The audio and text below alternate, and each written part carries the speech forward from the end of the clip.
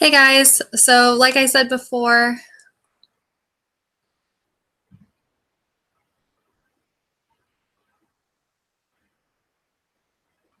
um, I'm just waiting for a couple more people. So we'll get started pretty quickly though.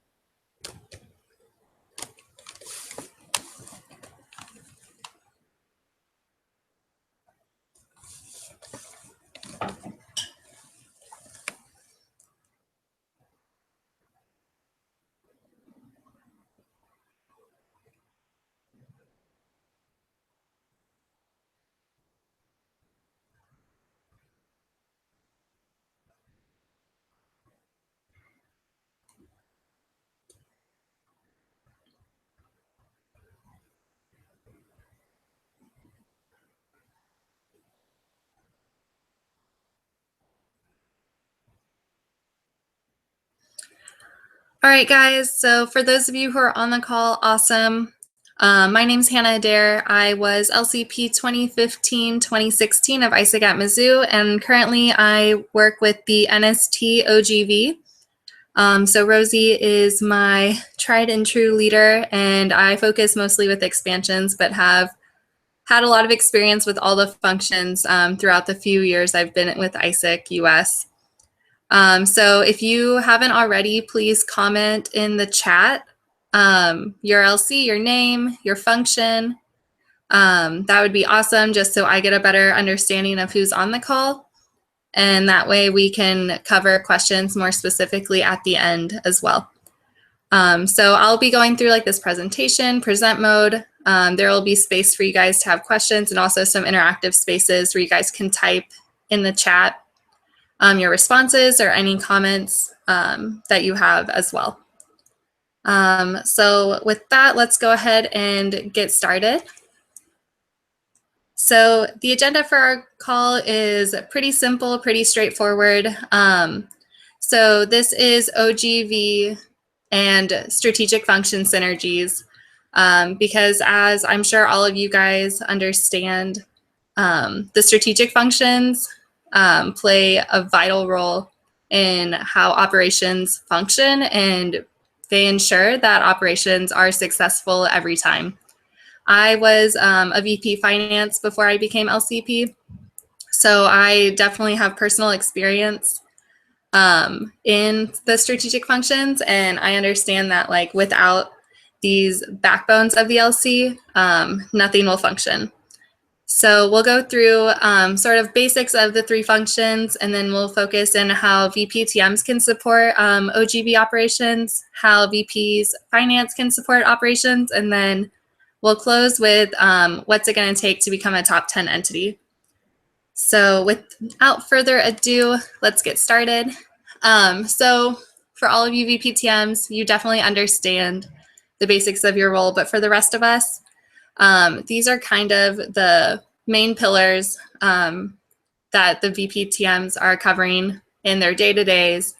So team standards expert. So VPTMs are probably the most educated of their LCs on the team standards and how to implement them. They also are responsible for implementing their LC education cycles, their recruitment cycles, and also membership tracking and evaluating. Also, this excellent graphic that kind of lays out everything that's going on within talent management that's not covered in those bullet points, as that's kind of just a blanket statement, but definitely a lot is happening here with regards to how the LC is running. Our VP finances, you guys are focusing a lot on like bookkeeping and accounting, making sure that all of the revenues that you're expecting are getting here and making sure those are accounted for and in the correct places in your budgets and also in Intact. You're making sure that all expenditures are approved. So whether your LCP is making expenditures or your other fellow VPs, or even member reimbursements, making sure all of that like gets through and is going through in the appropriate channels. Also, looking at return on investment and assessing whether or not like the things that you are investing in, whether it's your time or your money, are providing results for you all. And also having like knowledge of the underlying performance of the LC in terms of organizational health and then governance issues. And then of course the VP's OGV are the operational product head. So they're responsible for the customer experience implementation, making sure that operations are happening within that function and that team management. They're responsible for IR building and management and making sure that people are applying to the correct programs and going on these exchanges. And they also focus in compliance and governance as well, with things like the OGX audits and ensuring everyone's enrolled with like travel insurance and health insurance. So we'll focus in next on our VPTMs. So three main things that VPTMs can focus on in terms of supporting OGV are membership and talent capacity. So making sure that you guys have enough members and that they are trained and capable of performing their jobs, team standards implementation, and then IXP and IXP recruitment. I think IXP and IXP recruitment is pretty obvious of what that means, so that one won't be broken down any further. But just thinking about how like strategically when you're going through your recruitment cycles, how you can accomplish two goals at once by recruiting people who are already ready to go abroad. So not only does that provide your LC with members who are engaged and ready to start working in the products, but it also helps count towards your OGV or other exchange goals as well. So breaking down membership and talent capacity a little bit more. Some questions to kind of think about when thinking about membership and talent capacity are, do you have enough members to accomplish your LC's goals? So thinking of all of your exchange goals of your LC, how many people is it going to realistically take to get there? So having 5 members and a goal of 500 exchanges is not necessarily realistic. So making sure that you are able to like recruit enough people in order to accomplish those goals. The next question to think of is, are my members trained and continuing to develop within their roles? So not only do you have the members, but now you have to make sure that they are able to perform their tasks and that they're developing and that they're able to gain the personal and professional experiences that they want through ISIC. So are they going to conferences? Are they getting those added value experiences from ISIC that are more than just attending LCM and FTMs? And how are they bringing in those other attributes that they have into their roles and developing within that function? And then last, are your members allocated correctly? So are you keeping your focus program in mind when recruiting members? And are we allocating enough members to where the need is? So for example, if OGV is your focus program, you probably should be allocating the most members to OGV in order to accomplish and process the huge influx of people and EPs who are going to that program. And so just kind of like a quick thought in the little blue box at the bottom of the screen is, can you guys like type out like what was your LC's productivity ratio for March if you know it? And if you don't know it, definitely get with your VP OGVs and figure it out together later this week.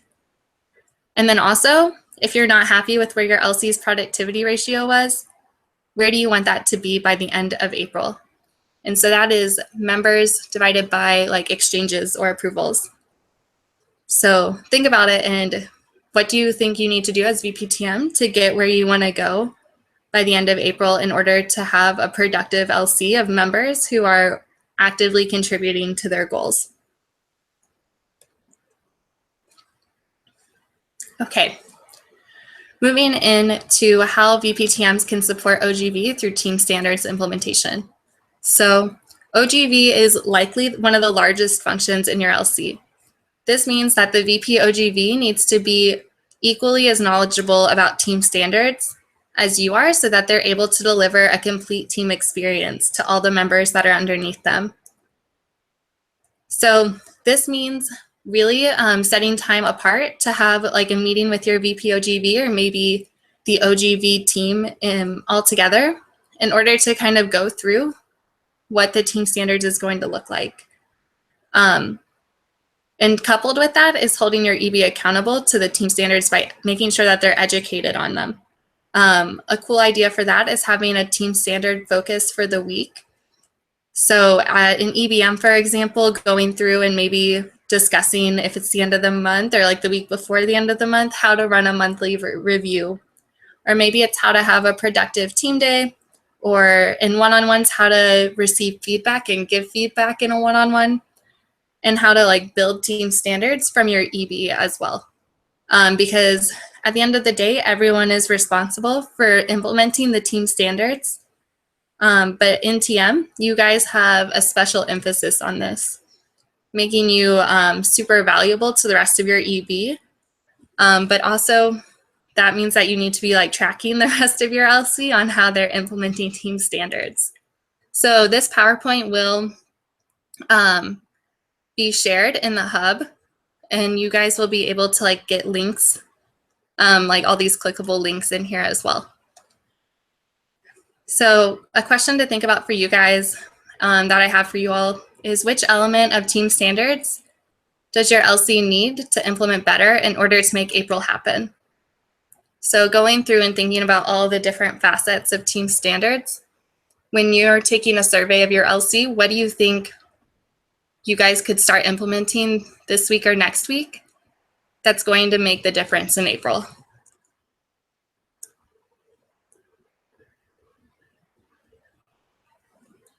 And then if you guys want to start writing like questions that you have as well, we'll come back to them at the end. Okay.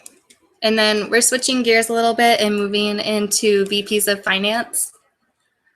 So here, VPFs, the three main things that you can be working on in order to support OGV operations is making sure that strategic investments are happening, but also making your investment choices based on the tier that you're in.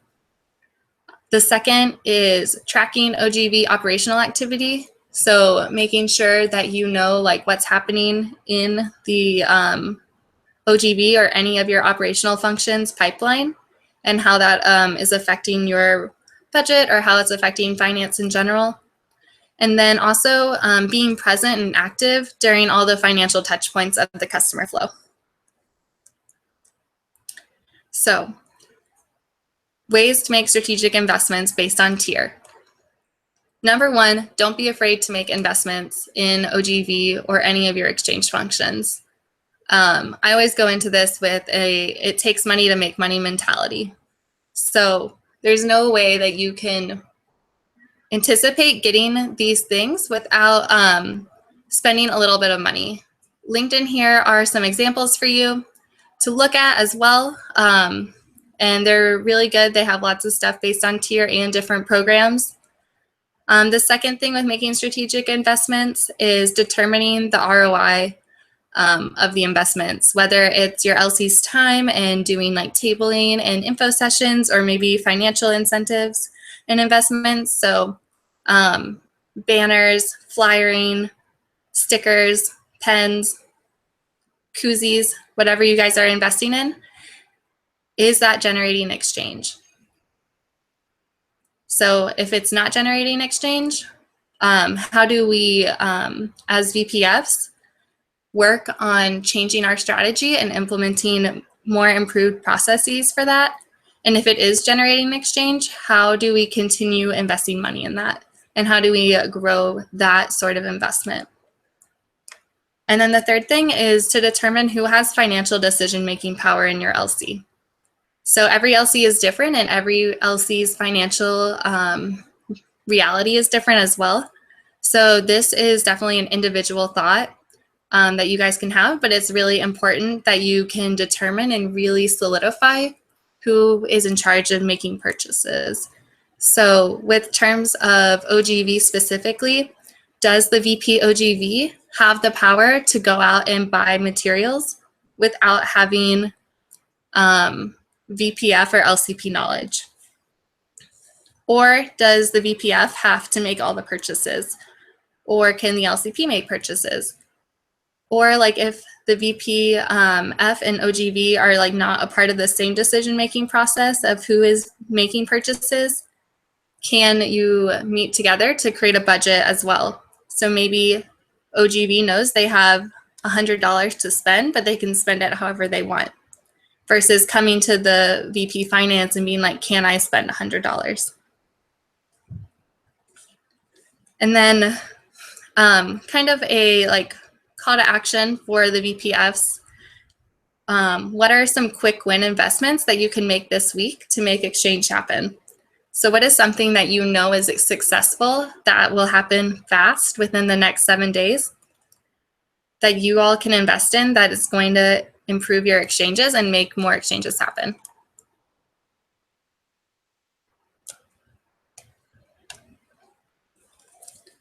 The second facet is tracking your exchange activities.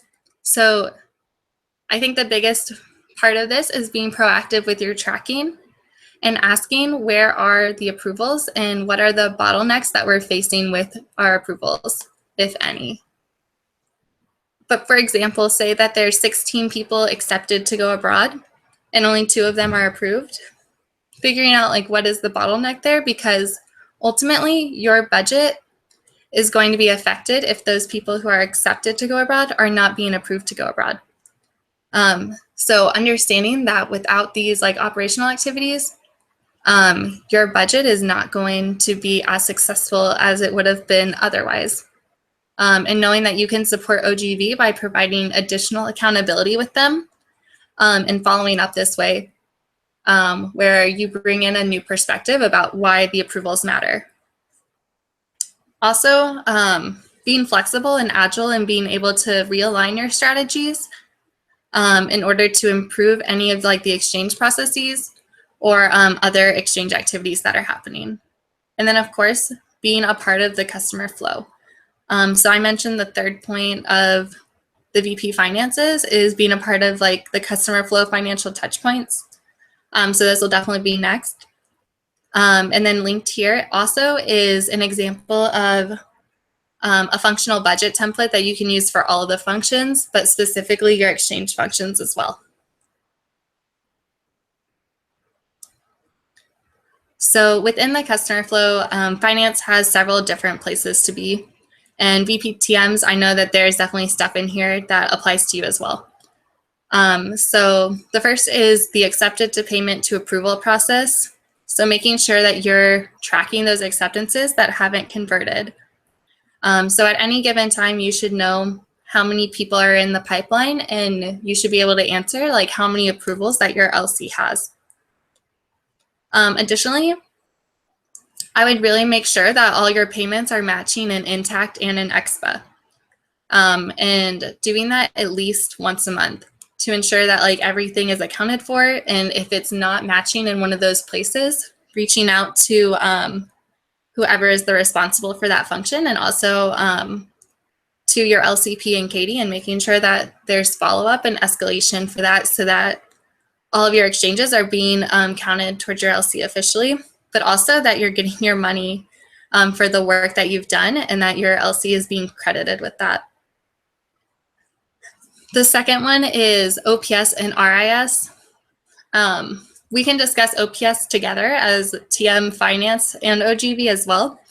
But these two activities are definitely events that finance can play a huge role in, particularly with like creating potential incentives monetarily for RIS. An example would be like offering every EP who attends RIS like $10 off of their exchange upon return. So being able to like retroactively like reimburse them for returning, which also increases the realized to completed ratio for the VP's OGV and the OGV function. And then the third part is governance tracking through the customer flow. So ensuring that step for US citizens and then ISOS is being filled out for every EP who goes abroad on the audit every month.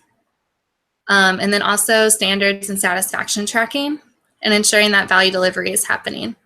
So I've linked the exchange standards, which have recently been updated a little bit in here as well for you guys. But ultimately, like this is a great method for you to provide additional pressure, I guess, to a VP OGV, but also so much accountability to them. Because I think everyone gets kind of siloed off in their functions to a certain extent, and it really helps to be able to synergize with each other and be a part of each other's processes. So definitely some homework for all of the VPFs is please go ahead and check out the last 2 months of your exchange activity on Intact and double check it on Expa and make sure it matches, but also do you need to like adjust your budget for the rest of the semester based on this? So that would definitely be something to work on over the next day for sure. Okay. So building your synergies, you're like, okay, Hannah, we get it. We know how our functions are important and maybe more important than any of the other functions. We understand. But how do we build these connections and build this team and create these synergies? And definitely the number one thing is communication. This is the key to building any successful team. And honestly, the most successful teams are the ones who communicate with each other the most. So definitely let each other know if you need help with anything, and don't be afraid to ask for support from others. Additionally, each of you provide expertise in your functions. that are able to support the others. So TM can support finance and team standards implementation. Finance and TM can support OGV and tracking. Maybe you guys have a new tracker that you're using in your own teams that's going to help the OGV team track as well, or vice versa. So everyone here is bringing in specific skills that are being developed within your functions, but all of these functional skills are transferable across every function. So while you're specializing in something, these skills can definitely be translated into a different function and applicable still. And then also, I would definitely suggest working on setting up a joint meeting between TM, Finance, and OGV in order to discuss important projects. So definitely the biggest project I would see in everyone's future this month is OPS. So making sure that outgoing preparation seminar is the best outgoing preparation seminar your LC's ever had. And maybe it's the first OPS your LC has ever had. So setting up a time to discuss projects like that and making sure that, for OPS, that lead is happening, that there's money in order to book a room, or if you guys are getting food or any sort of decorations. And then obviously OGV in order to organize with all of the EPs that are going to be there in order to have the event. So definitely if you guys have questions about that, feel free to write them down or ask here in a minute. But I would definitely suggest starting to think about that and looping in your LCPs as well about this. So now that we've gone through all this information, what is it going to take for us to become a top 10 organization? And definitely as the strategic functions, you guys are going to be the reason that your LCs are jumping tiers. It is because there's stability and support that you guys are providing that's going to put your LC to the next level. So I definitely think that having these sort of conversations are where ISIC US needs to go in the future in order to keep growing. So 3 really simple things that is going to create excellence within ISIC US in order to bring us to a top 10 entity. Number 1 is making sure value delivery is happening for every exchange participant and executing value delivery with excellence.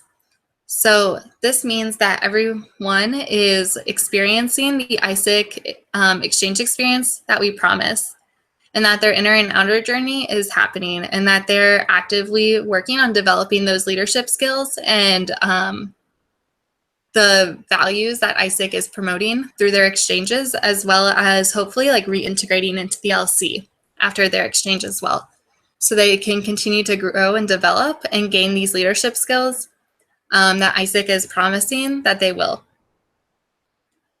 The second one is being proactive in our functional roles as VPs and doing what we say we're going to do. So I would definitely say that this one is sometimes a little harder than we want it to be. But if you say you're going to take a call with someone on Monday, take a call with them on Monday, and then, create the output and do the things that you're going to do, or track your members and follow up with them, or have those one-on-ones with people, and really being accountable to yourselves as well. And then the last one is kind of a personal platform that I love to promote, is being able to bring a solution to every challenge or problem that's happening. And this is particularly important if it's hard and you would rather, vent or complain about what's going on rather than, work on it because you've been working on it, and sometimes it's hard. But definitely the thing is, if there's a problem happening, work on being solution oriented and coming with something. So don't create additional conflicts if they're not needed. So if there's a challenge happening, say you're not getting enough applicants or something, or there's stress because everyone's worried about their exchange goals, work on being and bringing solutions that are maybe innovative or different than what's happening, instead of just going with it and being yeah, this is the worst, if that makes sense. So yeah, this is definitely everything that I have for you content-wise. Now I'm gonna just stay around and help you guys answer any questions. And I really appreciate you all being here on the call. It's been fun and I love this topic. So if you have anything at all that you wanna ask for further information or any opinion, let me know.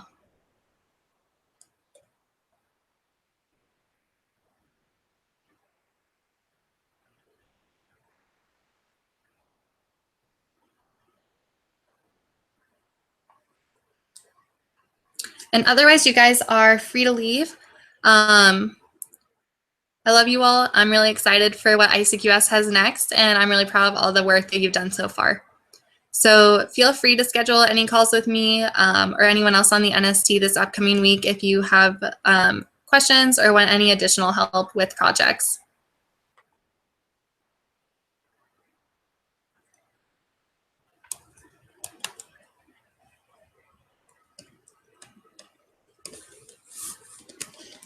Okay, so the first question is, how can we maintain an ops don't stop mentality while still implementing the closing portion of team standards?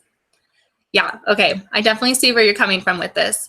Personally, I think that even though you're closing your experience, unless this person is graduating that's on the team, operations are always happening, particularly over the summer.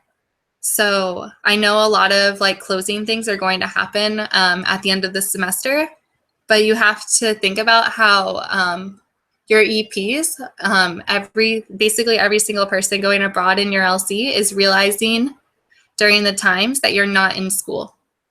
So operations really don't stop anytime during the year, even if your teams are transitioning. So I think I would frame it more as like a transition into like a summer ops team at the end of the semester versus just like the close and like a final end, if that makes sense. Because there's definitely stuff going on and things that like we can be implementing and how we're connecting with our EPs over the summer as well. Let me know if that answered your question or not.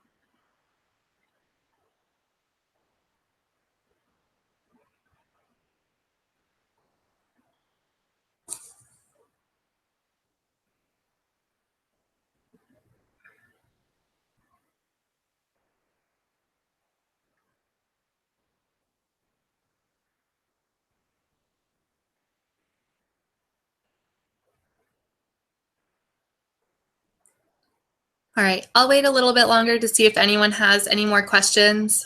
Feel free, any question is good to go.